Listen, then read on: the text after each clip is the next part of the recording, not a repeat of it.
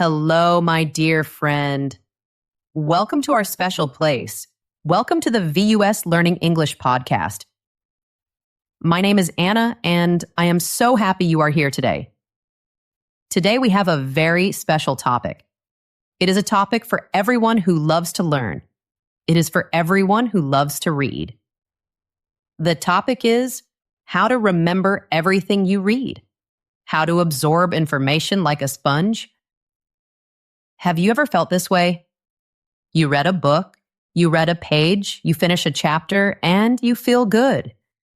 But then maybe 1 hour later, you try to remember what you read, and it is gone. The ideas are not clear, the details are gone. You feel like you forgot everything. It can feel very sad. It can be very frustrating. It feels like you are pouring water into a bucket with a hole in it. The water just goes out. Today, I want to tell you something important. This is not your fault. You do not have a bad memory. You are not doing anything wrong. Your brain is actually built to forget. Yes, you heard that right. Forgetting is normal. Forgetting is natural. Your brain is designed this way. It has a special job. Its job is to protect you. It filters out things that are not important. It helps you focus on what truly matters. But we can learn to work with our brain. We can send a signal to our brain. We can tell our brain, hey, this is important. Please remember this. And in this episode, I will teach you how. I will share a simple 4-part method, a beautiful system to help you learn, to help you remember, and to help you truly understand everything you read. So find a quiet, cozy spot. Maybe you have a cup of tea or coffee. Relax, and let's begin this journey together. Thank you so much for being here with me today. Your time is a gift, and I am grateful for it. If you enjoy our time together, please think about following our podcast, or you can give it a like. First, let's understand the why. Why do we forget? To find the solution, we must first understand the problem. And the problem is simple, but it is also very deep. Your brain is not a video camera. It does not record everything perfectly. Instead, your brain is like a filter, or maybe a bouncer at a club, a very strict bouncer. Imagine you are walking down a busy street. You see hundreds of cars. You see thousands of faces. You hear so many sounds. Does your brain remember the color of every car? No. Does it remember the face of every person? No. If your brain remembered everything, you would be overwhelmed. You would have too much information. It would be like trying to listen to 100 songs at the same time. It would be chaos. So your brain is very smart. It chooses what to remember, and it chooses what to let go. This is a good thing. It is a feature, not a problem. Forgetting is your brain's way of keeping you safe and focused. In science, there's a word for this process. The word is encoding. Encoding is how your brain saves information. It is like building something new. When you learn something new, your brain physically changes. Inside your brain, there are tiny, tiny things called neurons. Think of them like little stars. When you learn, these stars connect to each other. They form new paths, new bridges. This is like a construction project. It is a building project inside your head. And like any building project, it takes time. It takes energy. You cannot build a big, strong house in 1 minute. And you cannot build a strong new memory in 1 minute either. Your brain has a speed limit for building these new connections. Now, your brain has a lot of storage space. It is huge. Imagine a library as big as a whole country. It can hold so many books. Almost endless. But there is a catch. The problem is not the space on the shelves. The problem is the librarian. Imagine this giant library has only one librarian. This librarian is very careful, very slow. When a new book arrives, the librarian needs to check it. The librarian needs to understand it. The librarian needs to find the perfect shelf for it. This all takes time. The librarian can only handle one book at a time. Now think about what happens when you read, especially when you read something difficult, like a textbook or a science article. You sit down and read 50 pages. This is like dumping a giant truck full of books at the librarian's feet. You say, "Here, put all of these on the shelves right now." What happens?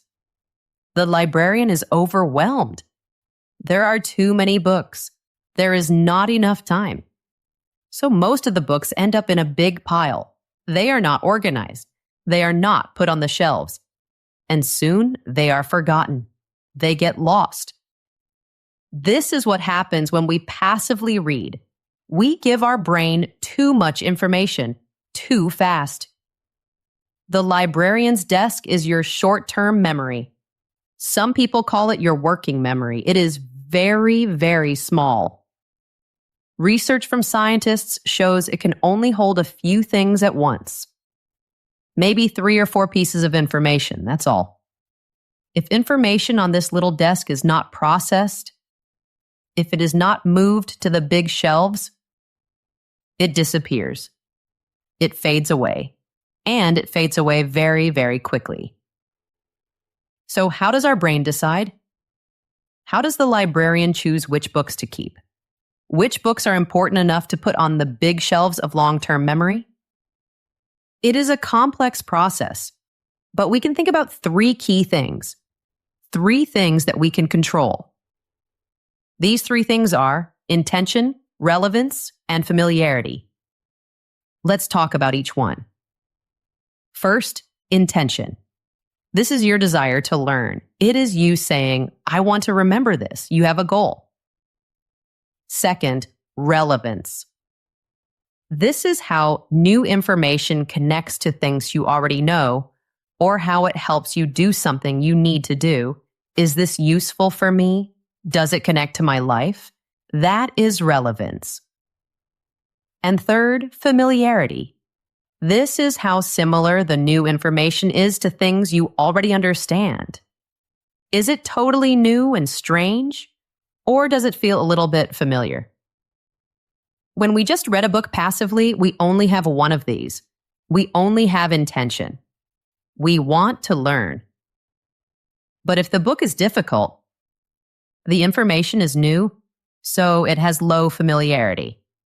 And if we don't know why we need it, it has low relevance. So your brain looks at this new information. You want to learn it. That is good. But it is not familiar. And it is not relevant. So the brain thinks, this will take a lot of energy to build. And it does not seem very useful. So I will let it go. The brain presses the eject button, and the information is gone. A long time ago, a psychologist named Hermann Ebbinghaus studied this. But here is the wonderful news. This is the hopeful part. We can change this. We can learn to work with our brain. We can create relevance. We can create familiarity. We can tell the librarian which books are important. And we can even give the librarian a map to show where to put them. The method to do this is what I call the L2R2 method. L2R2. It stands for 4 words: Layman's, layering, relevance framing, and real estate. Each step is a tool, a special tool to help you learn in the best way possible, a way that works with your brain, not against it. So let's learn this beautiful method together. Let's break it down step by step. Section 1, the L2R2 method. L1, Layman's. The first step is L1. This stands for layman's. What does layman mean? A layman is a person who is not an expert, someone normal, like you and me. So the layman's method is about translation. It is about making things simple. You take difficult, complex information with many special hard words, and you change it. You translate it into simple language that you can understand easily. There was a very famous scientist. His name was Richard Feynman. He was a physicist. Very, very smart. He said something very wise. He said, if you can't explain something simply, you don't understand it well enough. Simplicity is a sign of deep understanding. When you can make something simple, it means you truly get it. So the goal of this step is to make new information feel familiar. Remember that word? Familiarity. Your brain does not like to store information that feels strange. That feels alien. Imagine you are in a new city. You have a map. But the map is in a language you do not speak. It is very difficult to use. You feel lost. The layman's method is like translating that map into your own language. Suddenly, you can understand it. You can find your way. You are building a bridge from the new, strange idea to the ideas you already know. You make the foreign feel familiar. Let's try an example. Imagine you are reading a science book and you read a very difficult sentence. The sentence is, photosynthesis is the process used by plants to convert light energy into chemical energy. Maybe that sentence feels a little difficult. Convert light energy into chemical energy. What does that mean? It is a wall of words. Your brain sees these words and thinks, this is too hard. I'm going to forget this. This is where you use the layman's technique. Your job is to explain that sentence in a very simple way. Imagine you are explaining it to a child or to a friend who has never heard of it. A great tool to help you is technology. You can use an AI tool like ChatGPT or Google's Gemini. You can copy that sentence. And you can ask the AI, please explain this to me like I am 10 years old. The AI might give you an answer like this. Imagine a plant is like a little chef. The sun is like a big oven.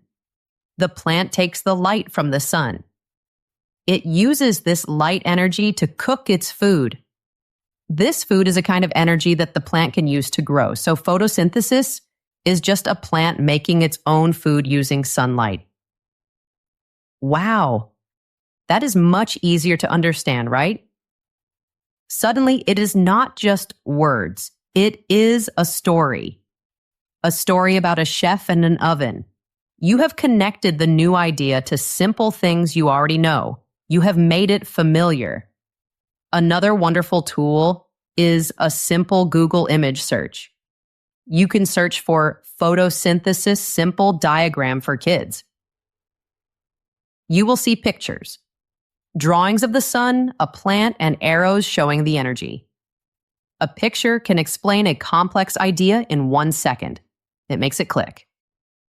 But here's the most important part of this step, the magic key. It is not just about reading or seeing the simple explanation. It is about producing one yourself. After you understand the simple idea, close the book. Put away your phone. And try to explain it in your own words. Can you tell the story of the plant chef to someone else? Can you draw a simple picture of it from your memory? This little struggle, this effort to explain it yourself, this is the magic. This is the encoding process happening. This is your brain building those new, strong connections. It's the librarian carefully putting the book on the right shelf. When you can explain it simply in your own words, you have done it. You have told your brain, this is familiar now, this is important, and your brain will listen. Section 2, the L2R2 method. L2, layering. Okay, are you ready for the next step? The second step is L2. This stands for layering. If the layman step makes information easy to understand, the layering step controls how much information you get at one time. Remember our librarian at the tiny little desk? That desk is your working memory. It is very small. We cannot put too many books on it at once. Layering is how we give the librarian one book at a time. Gently, slowly. Think about building a house. You don't start with the roof. That would be crazy. You start with the foundation, the strong base. Then you build the frame, the skeleton of the house. Then you add the walls, and then the windows. And finally, the roof. You build it layer by layer. Learning is exactly the same. We must learn in layers. The main idea of layering is this. You must let go of the need to understand everything on the first try. This is a trap. Many people fall into this trap, especially people who want to be perfect. They read a difficult sentence, they don't understand it, so they stop. They read it again and again and again, maybe 7 times.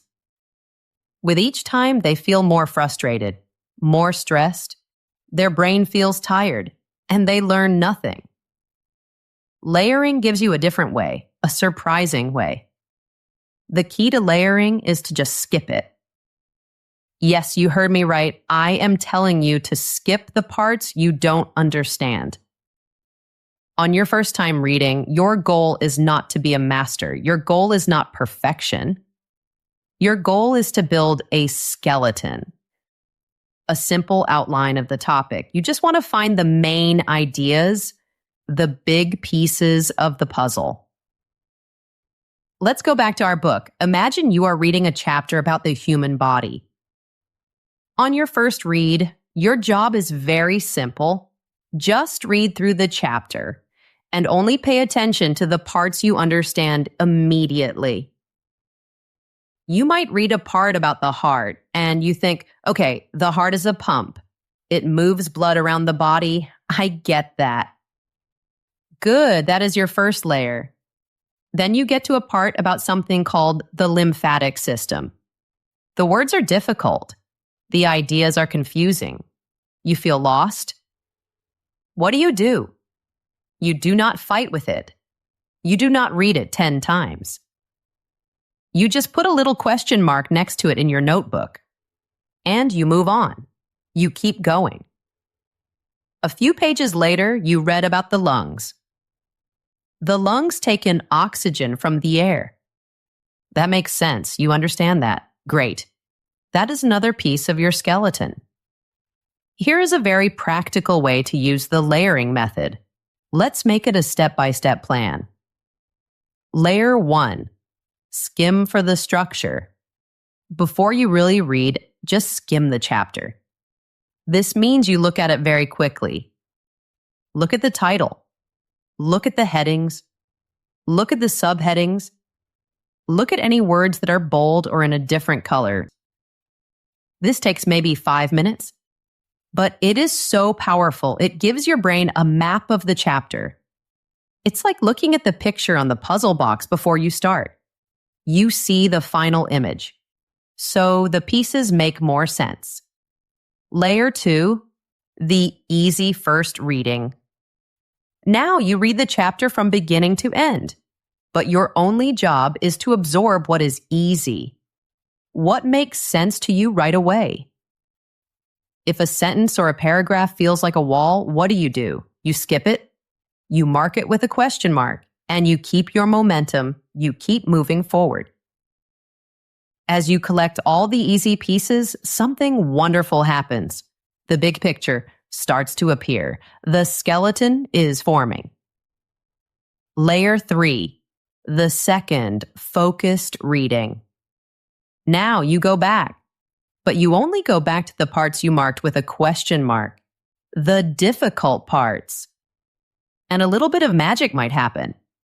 These parts that were so confusing before, now they might seem a little clearer. Why? Because now you have context. You have the skeleton. You have the big picture. That confusing part about the lymphatic system? Well, now you know about the heart and the blood. So your brain can think, maybe this is another system for moving things around the body. The foundation you built has made the difficult parts more relevant and more familiar. Now, for these difficult parts, you can use our first tool. You can use the Layman's method. You can translate these hard ideas into simple ones. Layer 4 and more. Add the details. You can repeat this process.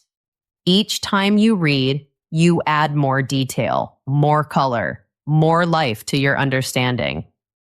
What was once a very difficult, scary chapter now becomes a friendly, interesting topic.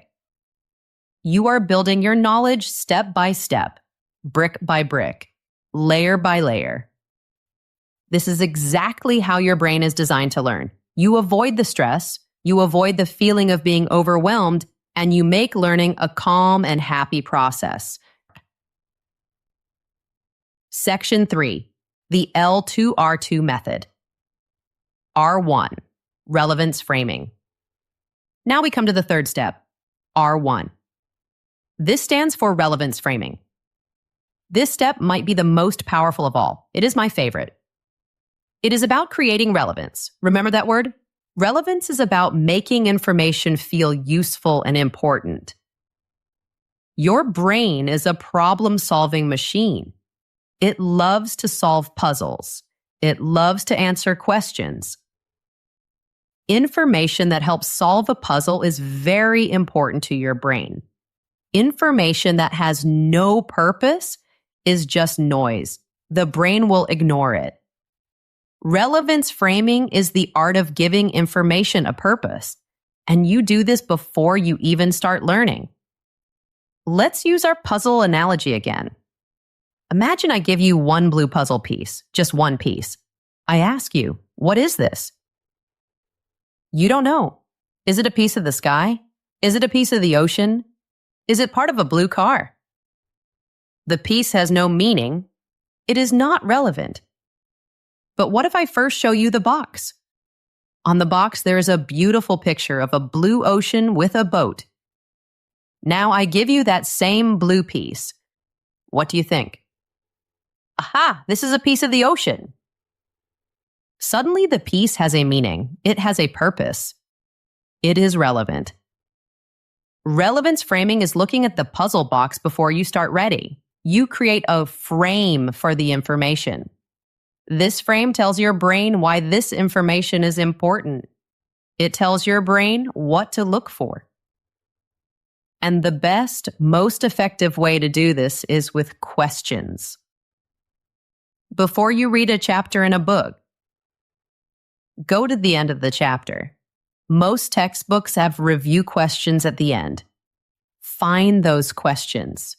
Read them. You will not know the answers yet. That is okay. That is the whole point. Your goal is not to answer the questions now. Your goal is to put the questions into your brain. You are preparing your brain to hunt for the answers. Let's imagine you are reading about the heart again. You go to the end of the chapter. You find a question.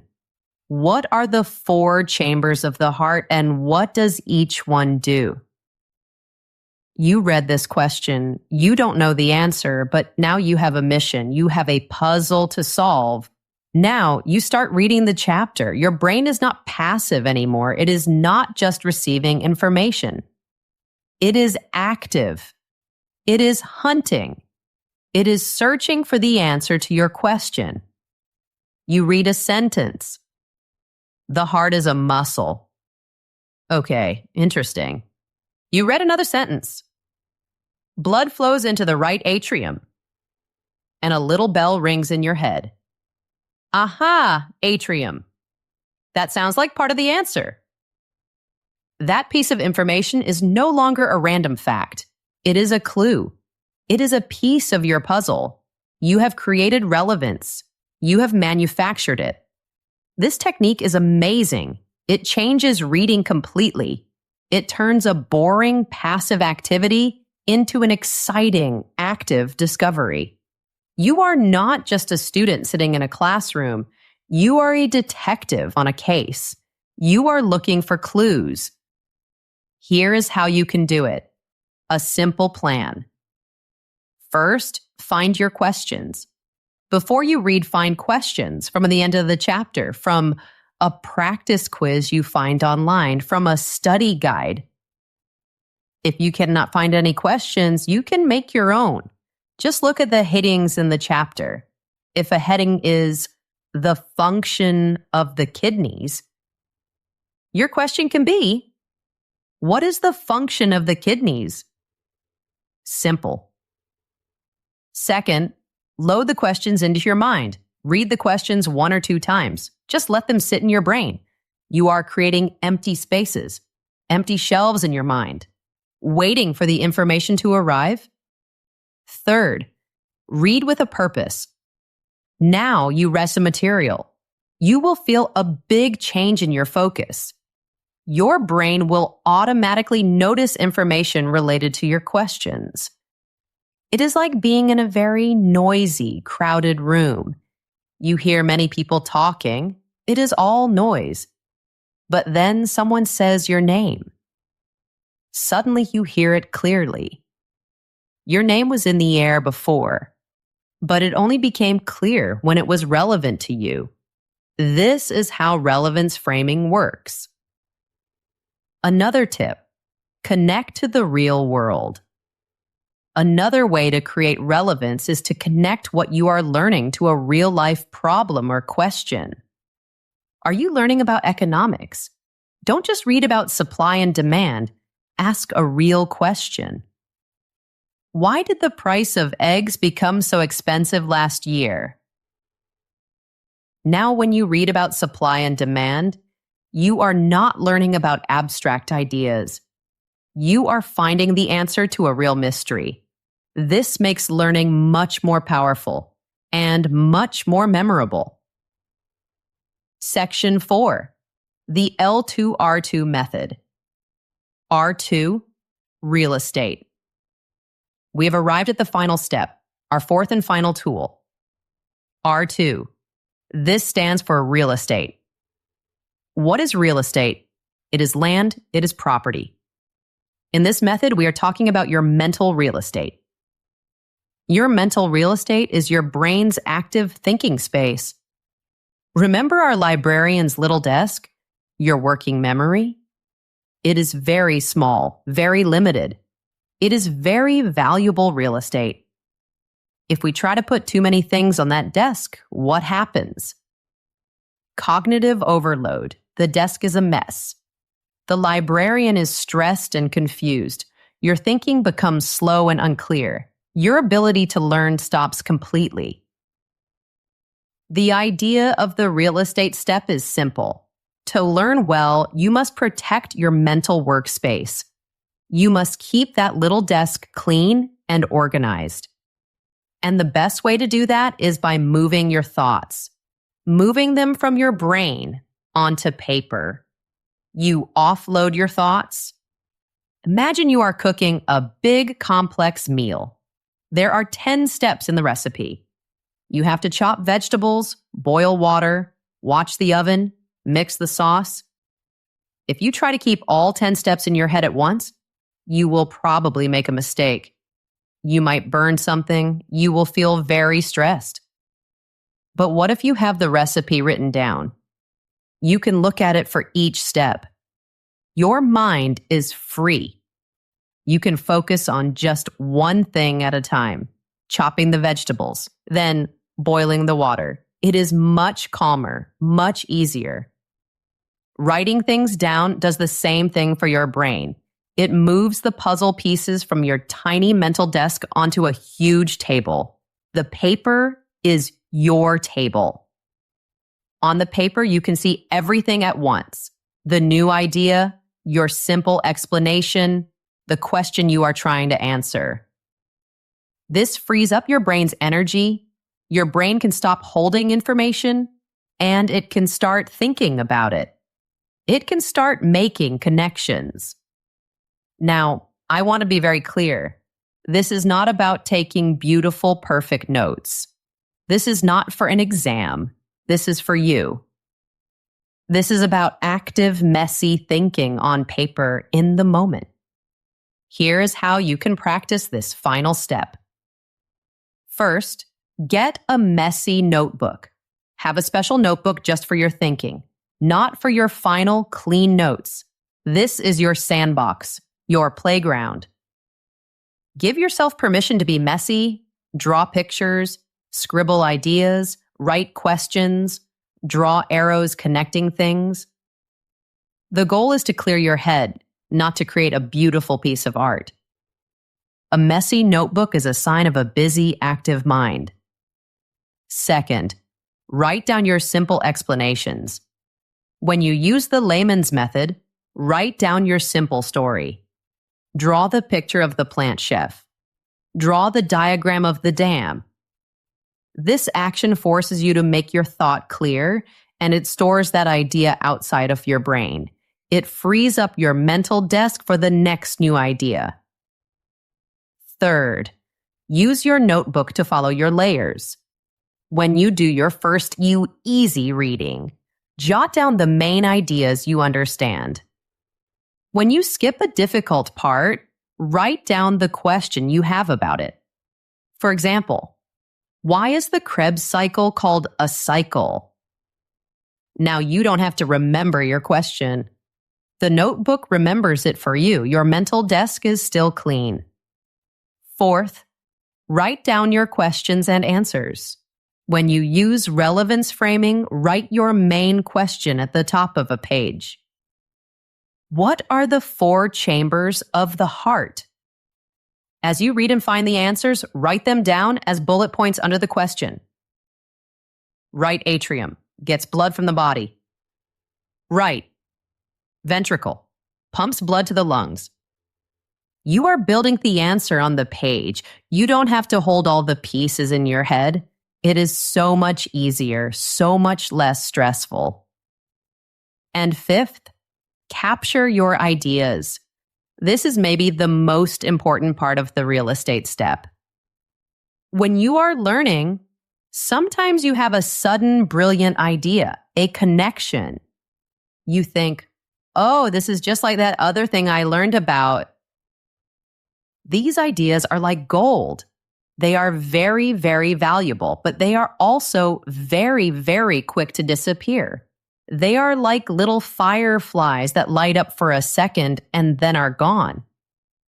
If you do not capture them, they will vanish. They will disappear from your small working memory in just a few seconds. So when you have an idea, a connection, a question, write it down immediately. Your messy notebook is your net to catch these beautiful golden ideas.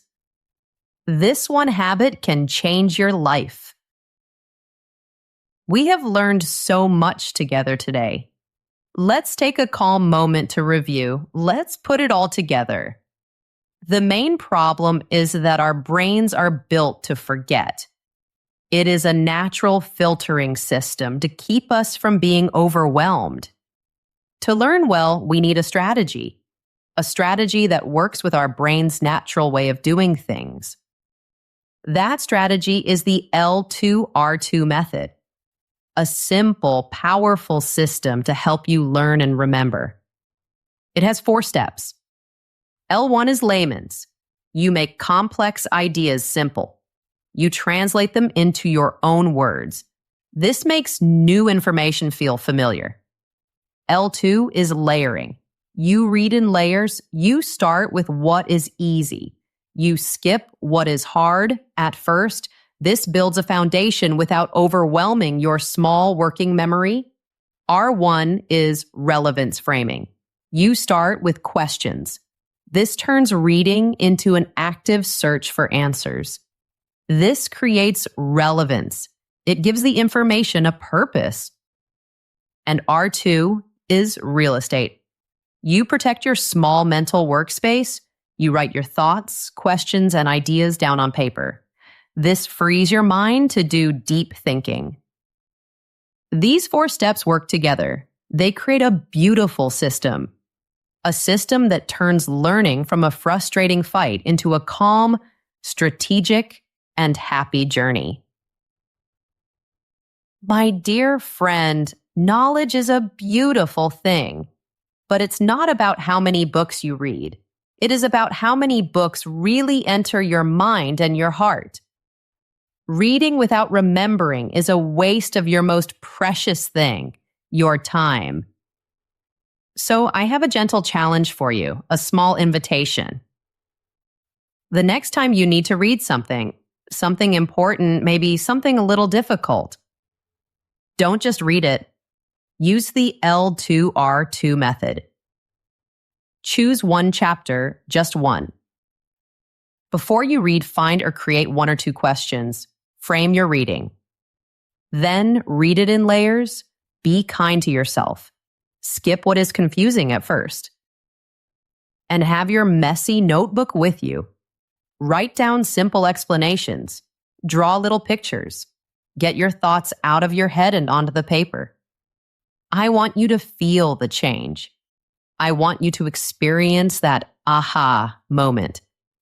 That beautiful feeling when a complex idea suddenly becomes clear, like a light turning on in a dark room. And when you feel that, I would love to hear from you.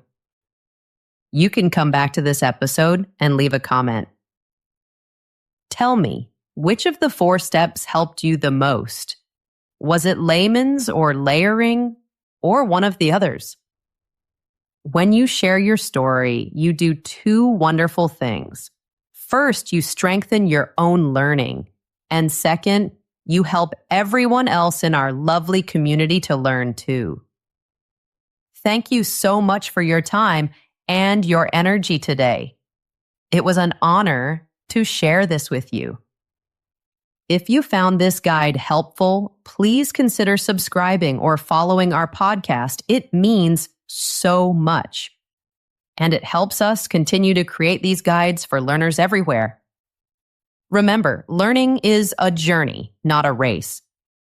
Be patient with yourself. Be kind to your amazing brain. Stop studying against your brain. Start learning with it. Thank you again, my friend. I wish you a peaceful and happy day. See you next time, my friend.